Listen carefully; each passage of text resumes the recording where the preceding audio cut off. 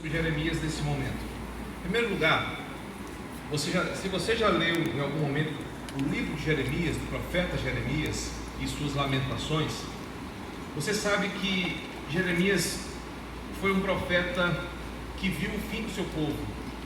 Ele reinou ali, ele profetizou no momento final do seu povo, de Judá, e alguns reis foram alvos de sua profecia e do seu alerta.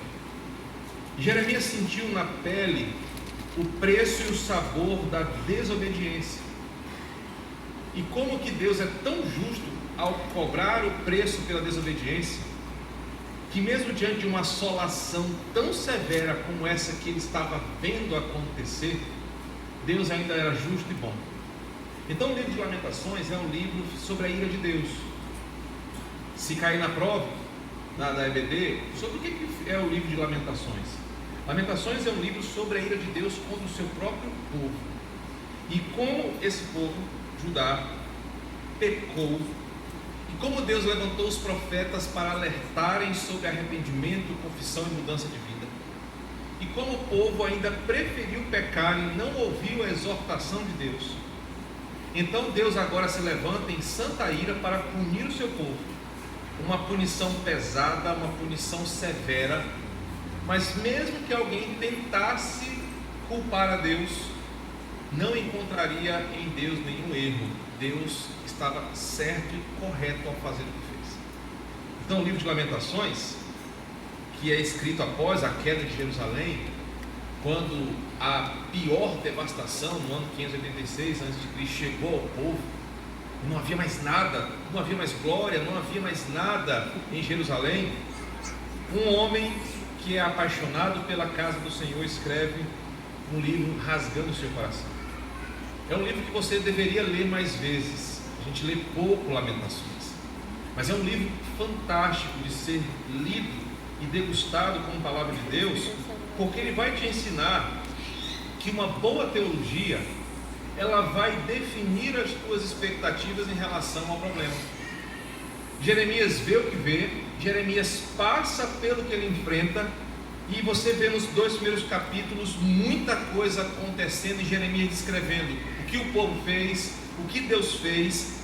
Ele descreve toda a situação, mas por causa do seu profundo conhecimento bíblico, ele não se desespera diante da situação. E se tem um cara que sabe o que é sofrimento e dor na sua alma no Antigo Testamento, foi Jeremias. Seu ministério foi um ministério que já começou sobre um selo de fracasso. Ele viveu um tempo tempestuoso, ele não foi bem aceito pelos seus, e ele viu aquilo que ele mais amava ser destruído. Então, a dor que Jeremias sofria na sua alma, e não era física, mas eram dores na sua alma, só eram amenizadas por uma coisa. Elas só eram amenizadas porque ele sabia quem era Deus. Portanto, o argumento dessa segunda palestra é o seguinte: pessoas que sofrem dores em sua alma, que podem ser modernamente chamadas de transtornos, elas serão bem cuidadas na medida em que nós apresentarmos para elas boa doutrina que apresente nitidamente quem Deus é. Veja, Jeremias de 1 a 25. Eu sou o homem que viu a aflição. Veja que começo. Eu sou o homem que viu a dor de perto, o sofrimento. Só um recorte.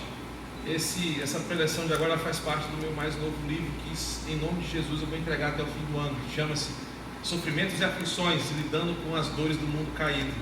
E eu falo muito sobre esse carinha aqui. Então, se eu falasse de forma mais apaixonada, é porque eu estou no meio dessa pesquisa. Mas olha o que Jeremias fala: eu sou o homem que viu a aflição. Você acha que você está sofrendo? Jeremias diz: eu sou o homem que viu a aflição numa dimensão muito maior do que você está passando. Mas Jeremias, eu estou com câncer. Jeremias, eu perdi meu pai, minha mãe, meu filho, meu esposo num acidente terrível de carro. Eu sou o homem que viu a aflição. Sabe por quê? Porque Deus pode ter um propósito para louvar o seu grande nome diante do acidente, diante da doença, diante de tudo que está passando. Mas eu estou vendo a ira de Deus vingadora, pesada, vir sobre mim. Eu sou o homem que viu a aflição. Pela vara do furor de Deus, Ele me levou e me fez andar em trevas e não na luz. Misericórdia, tem muito crente que não concorda com isso aqui. Deus levando alguém para as trevas? Misericórdia! Deus levando alguém para o sofrimento? Não, isso é falta de fé, irmão, é dízimo atrasado. Isso aí é coisa de demônio. Deus me levou e me fez andar em trevas. A palavra em trevas aqui é tormento. Deus me levou para ser atormentado. Ninguém diz amém nessa hora onde eu prego esse texto. Ninguém concorda, ninguém quer. Deveras, Ele volveu contra mim a sua mão, de contínuo, todo dia. Fez envelhecer a minha carne e a minha pele, despedaçou os meus ossos, edificou contra mim, me cercou de veneno e de dor. Veja o que Deus está fazendo contra Jeremias. E não é contra o ímpio, porque se aqui fosse um salmo imprecatório, a gente estava se deliciando. Besta, Satanás, sofre, tu merece. Mas está falando com um profeta. Deus se levantou contra um dos seus para fazer o que está sendo descrito aqui. Fez-me habitar em lugares tenebrosos, com os que estão mortos para sempre. Cercou-me de um muro, já não posso sair.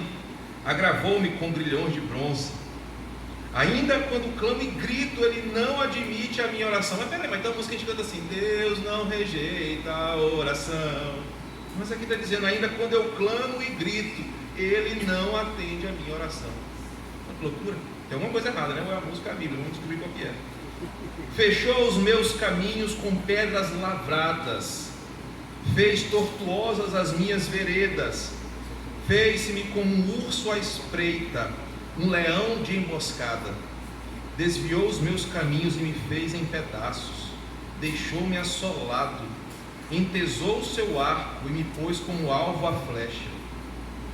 Fez que me entrasse no coração as flechas de sua aljava.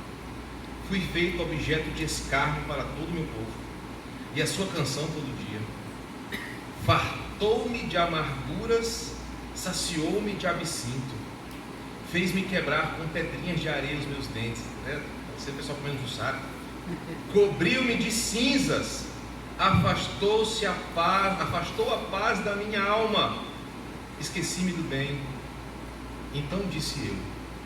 Veja agora, diante do que Jeremias está provando, e que ele sabe que foi o próprio Deus que fez, portanto, não adianta ele correr para terapeuta, não adianta ele correr para remédio, ele pode ir no terreiro, pode ir na mesa branca, ele pode ir para onde for, é Deus quem está fazendo isso contra ele. Agora veja que ele vai falar de si. Até então ele está descrevendo o que Deus está fazendo contra ele. Agora veja o que ele vai falar sobre si, versículo 18. Já pereceu a minha luz no brilho, a palavra em glória, já desapareceu de mim aquela vontade de viver. Jeremias está farto de viver, cansado, como também a minha esperança no Senhor. Lembra-te da minha aflição e do meu pranto, do absinto e do veneno que você mesmo, Deus, colocou contra mim. A minha alma continuamente os recorda e se sente estremecida dentro de mim. Olha como ele se retrata. Ele fala: cara, eu estou tão destruído que quando eu olho para mim, eu não tenho uma expectativa de vida, não quero mais viver, o brilho está indo embora, eu não tenho mais motivo para estar aqui. Eu olho para mim, eu não tenho mais esperança, eu sou uma pessoa desesperançada. Por isso que aquele livro de depressão fala sobre Jeremias. A depressão é o desajuste da esperança, cujo epicentro é o coração. É a minha tese daquele livro. Depressão não é um transtorno mental. Depressão é o desajuste da esperança do indivíduo diante das vidas pesadas da sua vida. Isso não tem a ver com mente, isso tem a ver com motivação, com o coração. Ele diz: olha, Deus, parece que o Senhor esqueceu de mim. Minha alma se abate, se estremece dentro de mim. Só que veja, como o mesmo cara quebrado, arrebentado, o homem que viu a aflição, ele dá aquele último suspiro, ele dá um sprint final.